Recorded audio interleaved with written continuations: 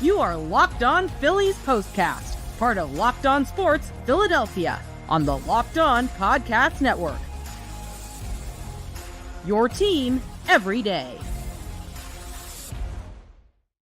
Welcome into the show. This is Locked On Phillies Postcast. My name is Mark Farzetta. This episode is brought to you by the Game Time app.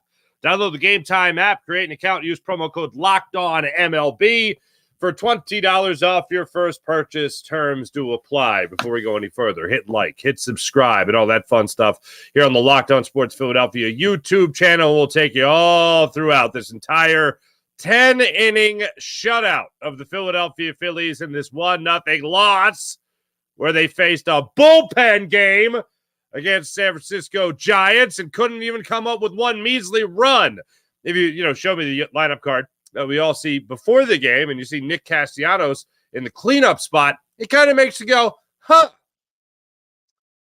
We want Nick Castellanos to have an off day, and Rob Thompson says, okay, hold on. I know you guys want him to not play, but what if not only I played him, but I made him the cleanup hitter in the lineup? What about Nick Castellanos makes him a cleanup hitter?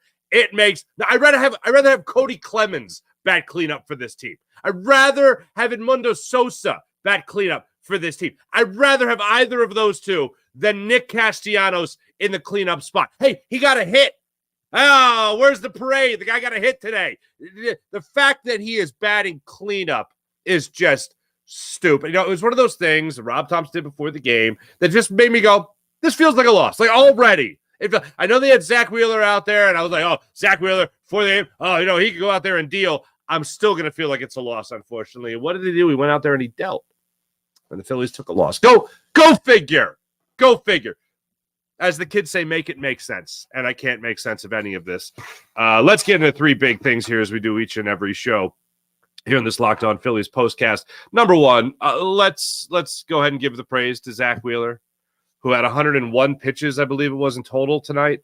And he went out there and he gutted out a performance. 70 of his 101 pitches were for strikes. It was another instance, though, of a Phillies starting pitcher having to ramp up to actually get into a dominant type of rhythm.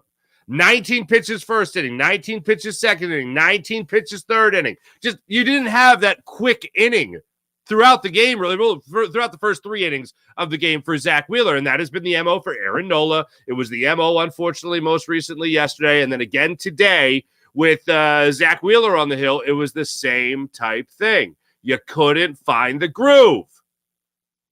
It was rough to watch him out there. And you saw him, he would go deep in counts, 9 pitch at bats, 10 pitch at bats. He still was able to rack up 9 strikeouts, which is also one of the reasons why his pitch count was so high. But you got to give credit to the Giants. They did battle Zack Wheeler today. More often than not, he had the answer. Matter of fact, every single time he had the answer. Matos took him deep a couple of times.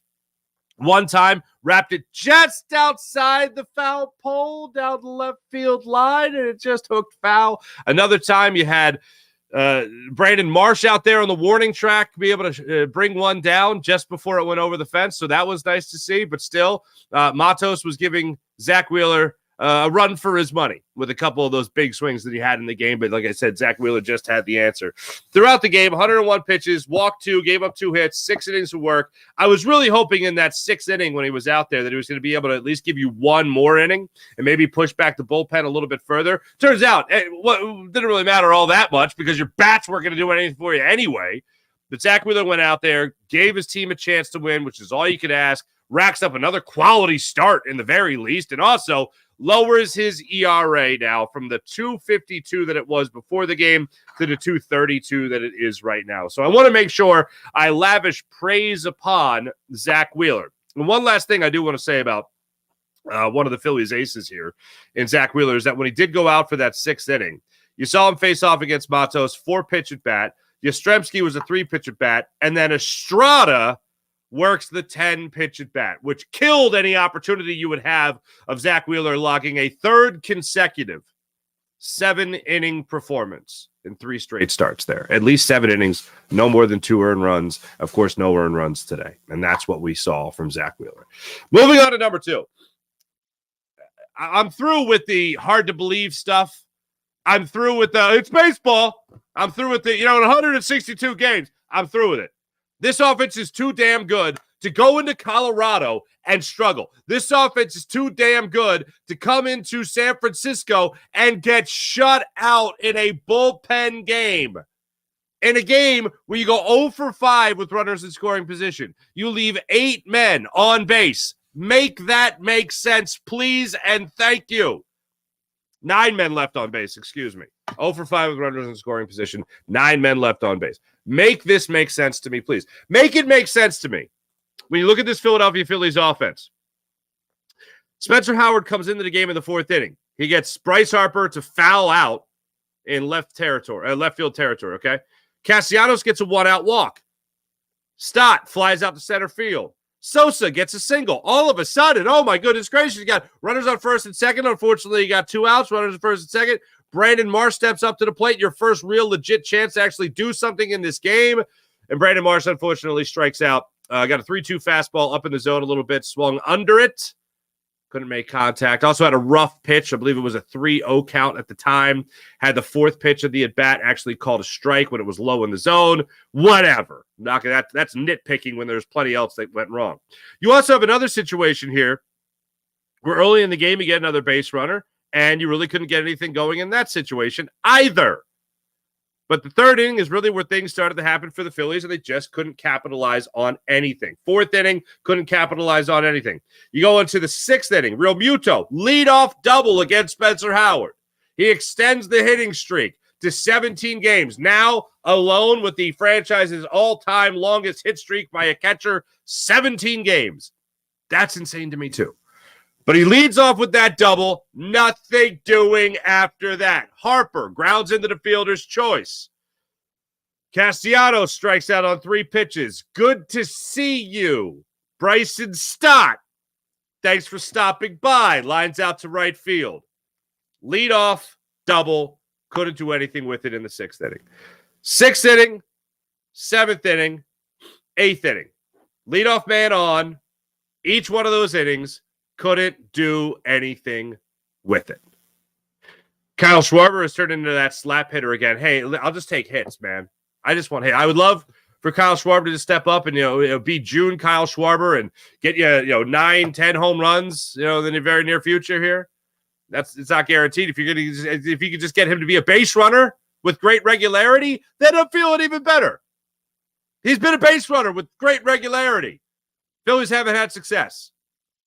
So you see this go on all the way into the 10th inning, and then for the 2nd straight extra inning game. By the way, now 5, I believe it is, extra inning games in the month of May.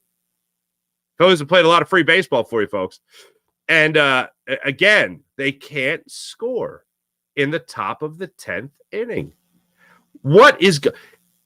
Again, make it make sense with this offense where you go into Colorado, and with the exception of a 6-run 9th inning against the Rockies, your bats are pretty much ice cold. And then you go into San Francisco, especially a game against Blake Snell like yesterday, a guy who has just been getting blown up time and time again whenever he's on the pitcher's mound this year. Phillies can't really blow him up. They can't capitalize. They chase him in 4 innings, and then they can't get to the bullpen after that. Are you kidding me? Error after error, of course, yesterday, misplay after misplay. But offensively speaking, today was the worst, obviously, when you couldn't even get a run across the plate. And obviously, you go into the 10th inning, and you couldn't advance the run. Oh, you couldn't bring the runner home. That's just weak, unfortunately. You got Bryson Stott to third base. Bohm pinch hits. He grounds out to first. He pitches for Rojas. Schwarber gets the intentional walk, and then JT Realmuto grounds out to short. There was one instance, and it was that 6th inning, and this is one thing I do want to say, because JT Realmuto has hit for the Phillies. He's been one of the hottest Phillies. As Bryson Stott has started to go cold, as really in the month of May, Alec Boehm has struggled. Now, when it matters most, runners in scoring position, 2 outs, he is still very much produced in that situation, today being an exception. But JT Realmuto has been one of your hottest hitters in May. Actually, believe it or not, Bryce Harper, who is now 0 for his last 10, and JT Realmuto have had the hottest May on this team. So now you're waiting for something good to happen. And in that 6th inning, you get JT Realmuto to lead off with that double. He extends the hit streak. And then the Bryce Harper fielder's choice. He grounds out essentially to the shortstop, but the shortstop goes 6'4", 6'5", put out. They get JT Realmuto trying to advance. I will say it was an odd hit. It was an odd ball. Real Muto thought the ball was going to go through. Shortstop was shaded a little bit more behind second base. I don't blame JT going for third in this. I think if you're him in this situation, you're expecting that ball to go through. Does he have to look? He absolutely has to look. I will say it's not as routine. It wasn't as basic as, well, the ball was hit to my right clearly, so I stay at second base. It wasn't as clear as that, I didn't feel, for JT Realmuto. The ball barely went in front of him, and I think where he thought the infield was lined up, it was going to go through. I heard Rob Thompson during the post-game press conference say it right before I started this postcast that, yeah, JT thought that ball was going through, but that was a great opportunity there for the Phillies to at least get a runner on third with 1 out in that 6th inning, and unfortunately, they had to settle for 1 out with a runner on first base as Harper reached on that fielder's choice play. And then all went silent after that. The number 3 thing on this list is just the overall struggles here. You lose your first series, which you do against the Colorado Rockies. Now you've lost 3 in a row, 3 games in a row overall between the 2 series, and now you've lost back-to-back series. After not losing a series for over a month, 2 months, excuse me. You have now lost back-to-back series. By the way, the Braves also won tonight. So now there are 5 games behind you in the NL East. It's a fun game, this game of baseball, but just extremely frustrating. I would say I would love to see Bohm get another full day off. I don't think that's going to happen. They're going to need his bat back in the lineup tomorrow. Look, if Nick Castellanos comes in there and he gets you a hit, great, fine. A hit for me is not solving all the problems of Nick Castellanos. The next guy that needs to sit down and take a breather is Nick Castellanos. And I would love to see that happen very soon, like a tomorrow. You got the late afternoon game tomorrow, local time, Philadelphia. For me, that's the next thing that I want to see. I told you yesterday, I wouldn't be shocked after Rob Thompson was addressing the media after the game. I wouldn't be shocked if Alec Boehm got the day off today. He was supposed to get the day off, had to have the pinch hit appearance there in the 10th inning. Didn't even take part in batting practice before the game. Didn't even take part in infield drills or anything like that. Boehm did have one thing that carried over from last night's game to this game, really after yesterday's game, that carried into this game that just wouldn't leave my mind. I want to get into that because I know in a long season, to go back to the 162 thing, I know during a 162-game season, you're going to have adversity. You're going to have problems. It's not going to be the easiest thing in the world continuously, as much as we would really want it and love it to be, unfortunately. You're going to have problems. Now it's about how this team's going to deal with those problems. One I already mentioned, Nick Castellanos, deal with those problems. He needs to be sat. Not benched, not lose his job. Just try. If you've now moved him into the cleanup spot, and that didn't do anything for him either. He got a end of the bat single. Good for him. Did he drive it any runs? Did he rake in that scenario? No, he didn't rake in that scenario. So maybe a little time away from the game, even if it's just a day off the front lines in a getaway game in the end of this 3-game series. Maybe that's the answer. You have the off day on Thursday. That's 2 days off for him. Come back Friday. Fresh as can be, baby.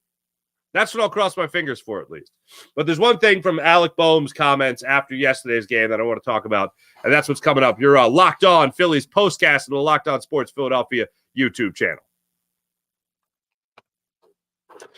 You know, the Phillies aren't looking fresh, but you could look fresh with Stitch Fix. I love Stitch Fix. Stitch Fix it's fantastic. It's the instant confidence boost that you get from a great outfit, and they're all available on Stitch Fix. That's what you get with Stitch Fix. Confidence, knowing that you look good with the clothes that your personal designer picks out for you, your personal stylist picks out for you. With Stitch Fix, you get a stylist who understands your style, your size, your budget as well, and they do the shopping for you. It's the easiest way to update your wardrobe this season. Easily upgrade your wardrobe this year with a professional stylist that helps really find new and on-trend favorites that will work for you. I have used Stitch Fix. I'm a big fan of Stitch Fix. You give them the idea, you give them your size, you give them your weight, all that stuff. They pick out everything for you, and they send it to you. And what you don't like, it's just this simple. You send it back. You like it, you keep it. It even helps you pick out some things that maybe you normally wouldn't pick out. You're like, oh, hey, I actually like these. This is going to be part of my style now. Thanks, Stitch Fix. That's what it does for you. My stylist always sends me just the right pieces, and the fits are absolutely on point. But like I said, if you don't like it or it doesn't fit, You just send it back. It's like you have ESP with your own stylist. Don't know how they do it, but they just do it. They get it done. Stylist makes you feel good as you can with the great looks from Stitch Fix. Get started today at stitchfix.com/MLB. That's stitchfix.com/MLB and get $20 off your first fix with Stitch Fix. That's stitchfix.com/MLB for $20 off. Stitchfix.com/MLB. Must redeem within 7 days of sign up. Before I go any further, I do want to hit you guys up here in the chat. What is going on? John Marinelli, it's difficult to describe how bored I was during the game. I was bored, and then I was getting increasingly frustrated. So I was forfeiting my boredom with frustration. Put it that way. Ari, what's going on? Sorry, friends. Tough way to lose. Yep, that's for sure. Good morning, IBH. Yeah, good morning to you. See you in a couple hours, IBH. Guess we left the bats at home.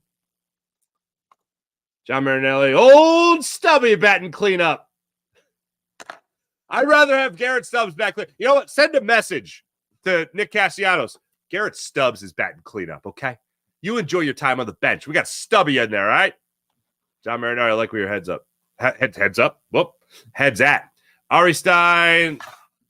None of us look fresh at this hour. I think I look damn good. How about that? Anyway, for the people listening on the podcast, just know that I look damn good. Anyway, that's called because of Stitch Fix. Anyway, Alec Bohm has the 2-error game yesterday. I chalked it up with 4 misplays. When you include the double pump, okay, you include the actual 2 errors, and then you include one that he just let. It was actually charged. It was actually given. They gave him a single on the play, but 4 misplays, and then a 5th misplay was Whit Merrifield, unfortunately, and then Johan Ross threw the wrong base in the 2nd inning of yesterday's game. But they caught up with Alec Bohm after the game yesterday, and Alec Bohm talked about how he's not going to field a bunch of ground balls for no reason. I think we have a reason, and it was that you had a really bad game. Now, here's what I'd rather hear in that situation. Yeah, I love the idea that he said he's not going to panic. Good for you. You're not going to panic. That's good. Panicking is bad. Always. Panicking is always bad. So he says he's not going to panic. Good. I'm not going to do it for no reason. No. There's a reason. There's 2 reasons. There's actually 3. There may be even 4 reasons as to why you should field some ground balls.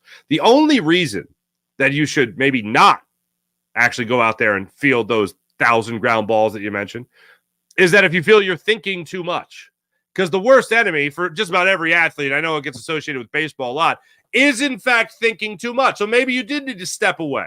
And one of the things Rob Thompson said before today's game to Alec Bohm was, this was a scheduled day off. You're not being benched because of poor play yesterday. I just want to make sure I get ahead of this. This was a scheduled day off. Don't you worry. And Alec Bohm was like, yeah, cool. So he didn't do batting practice, didn't do the fielding before the game and all that stuff. He just kind of hung out in the dugout for a while until all of a sudden the 10th inning rolled around. They had a man in scoring position, and they figured, hey, we got Alec Bohm behind glass. Let's break that emergency glass and reach for our own Alec Bohm. Well, unfortunately, couldn't come up in this one particular instance like he has through most of the instances throughout this season. He also said when he was asked about slumping at third base, because this is the worst defensive game he has had since I bleeping hate this place of a couple of years ago. We all know. He gets at, so he answers the question about slumping with this. He says, if you believe in slumps, I don't know anyone that doesn't believe in slumps. And I rehash this simply because Alec Bohm's going to be back in the lineup tomorrow.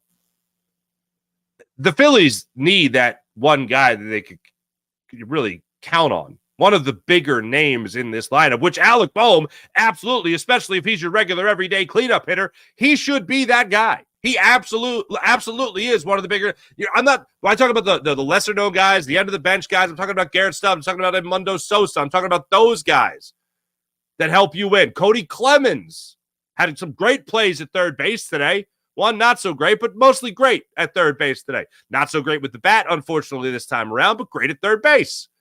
Those guys playing well have been a huge difference for you this season, as we all can agree. But that doesn't mean that the rest of the guys can just take the rest of the time off and just leave it up to those guys. I've never seen a reverse Superman complex. And that kind of feels what's going on right now, especially when Sosa comes up with another 2 hits for you today. It's so unbelievably frustrating to watch this team and know this team could play at such a higher level, because you've seen them do that through the first 2+ months of the season and getting historic numbers. And then all of a sudden, a 3-game losing streak.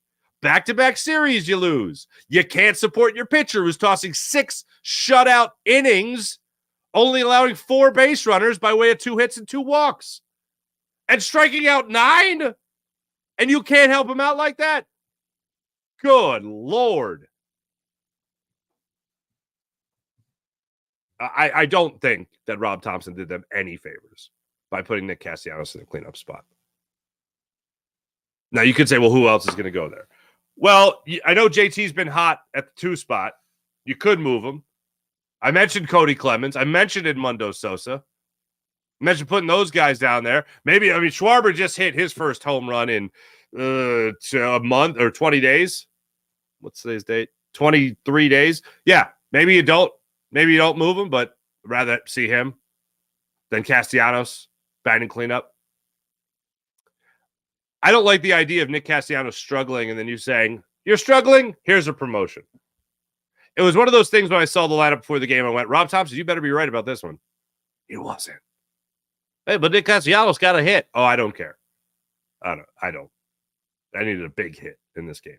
And the Phillies did not get that big hit. And Nick Castellanos' biggest opportunity to get that hit, it came in that 6th inning when you had a runner on.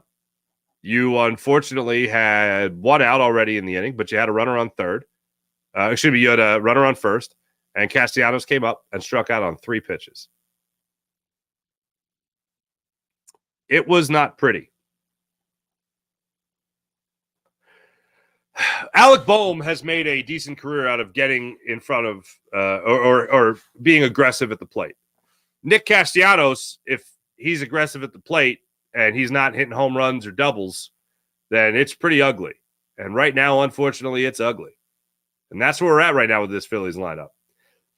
If you're going to have confidence in a player to put him right in the heart of your order, make him one of your top 4 guys, despite the fact the numbers tell you otherwise, then you better be right. This wasn't, unfortunately, you know what this was? This was a gut check for Rob Thompson. Yeah, let me see what I can do here. Well, I'll tell you, it's the one that makes the most sense to have Nick Castellanos bat in the cleanup. Great. Now, why am I single out Nick Castellanos? Because him batting cleanup was a test, and he failed.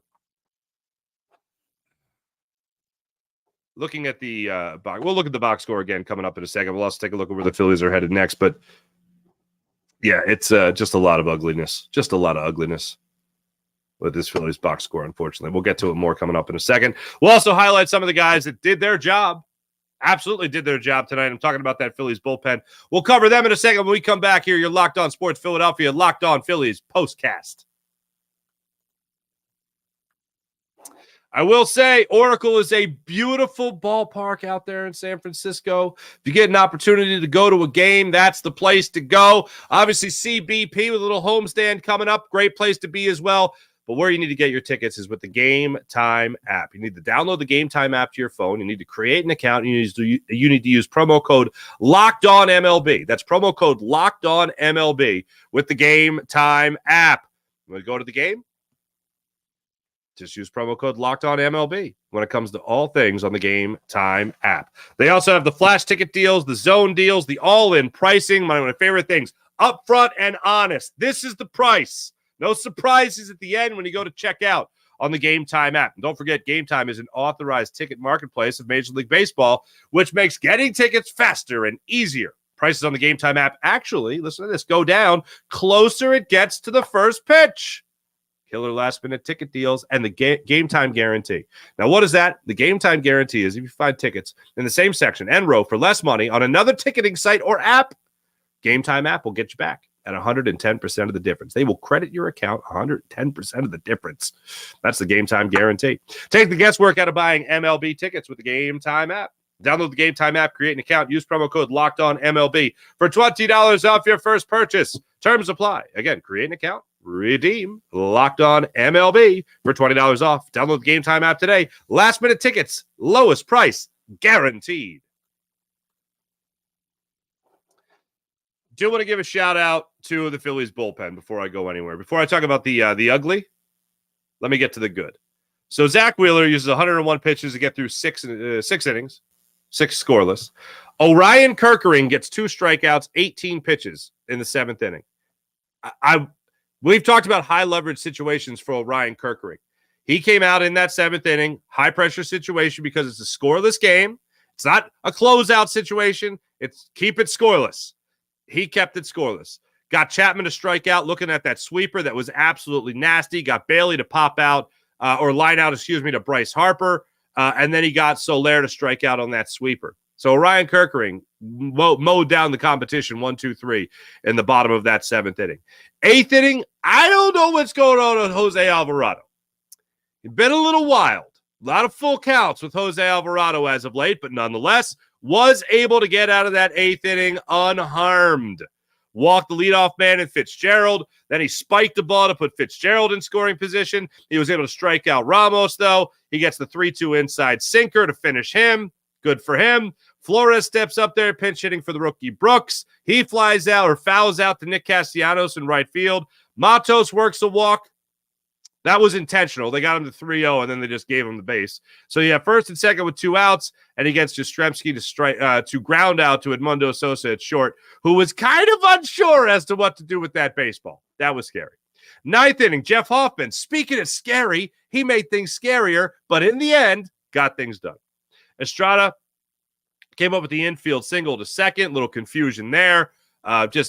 Unfortunately, it wasn't a ground ball with eyes that made its way through the infield and into center field or anything like that. Just a slow roller on what was mentioned during the broadcast today as a high grass, some of the highest grass in all of Major League Baseball. I did not know that. Thank you for that factoid.